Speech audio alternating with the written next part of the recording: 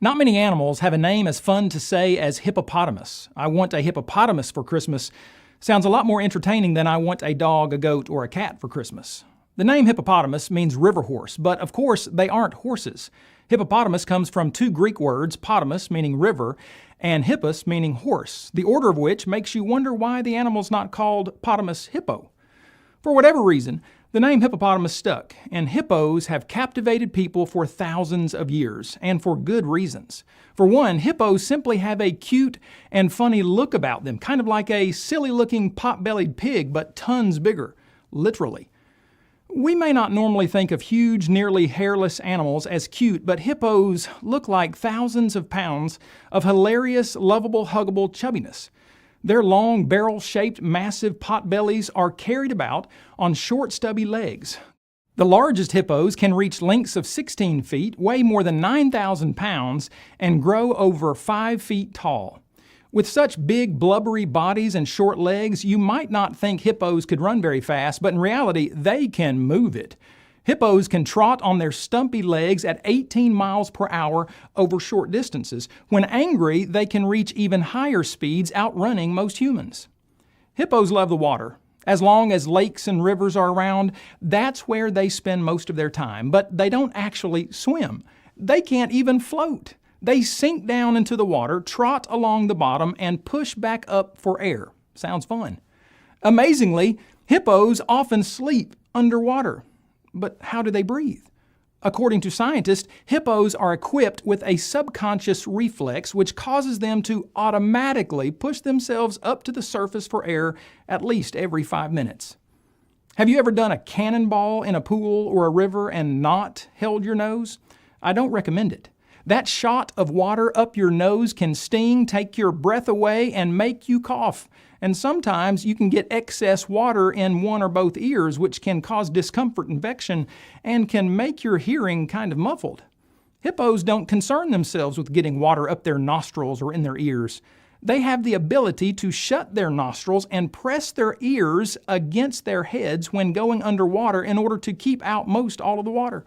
What little water that might seep in, they quickly and forcefully expel from their nostrils and vigorously wiggle out of their ears upon resurfacing.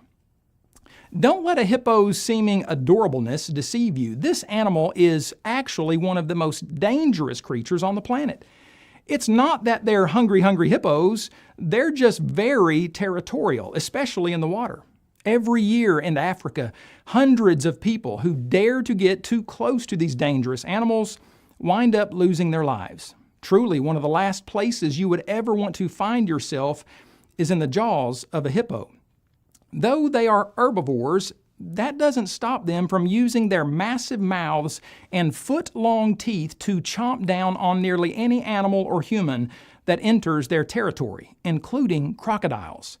A hippo's bite has been measured at 1,800 pounds per square inch. A hippo can open its mouth 150 degrees wide and then bite down with literal bone-crushing force.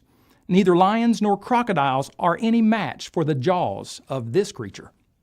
If you lived in the blistering heat of East Africa and were out in the sun for very long, you would likely need a lot of sunscreen to moisturize and protect your skin. You would also want to take along some antibiotics, such as neosporin, so that if your skin cracks or you get a cut, you can properly treat your wound. Washing a wound in the dirty water in which hippos live would only worsen things. What do hairless hippos, at least mostly hairless, do to survive the hot African climate when they can't find much water? How does their bare skin not crack, peel, blister, bleed, and become infected during intense sun exposure? And when they do find water, how do any flesh wounds, perhaps from fighting another hippo, not get infected in bacteria-infested waters? Amazingly, these creatures have their very own built-in moisturizing antiseptic skin ointment factories. We're not talking about merely sweating salty water, which is cool enough and literally cools us off. Hippos produce and secrete a thick, oily fluid from special glands in their skin. The fluid is not mere sweat. Neither is it blood, even though some used to think so, since it turns red and then brown on the skin of hippos. It appears the ointment acts as a sunscreen, protecting hippos from harmful ultraviolet rays. Even more impressive is that the fluid functions as an automatic skin ointment. The neosporin-like fluid helps kill any harmful bacteria on the skin. It even protects the skin from becoming waterlogged when a hippo is in the water. If evolution is true, how did a hippo, or the alleged ancestor of the hippo, ever go from being unable to produce such a phenomenal fluid to making it? Does an animal just will such a thing to happen? Could you, if you wanted to produce your own neosporin? Do you really think our descendants could?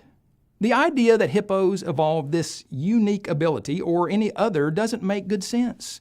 Design like that found in the hippo logically demands an amazing designer.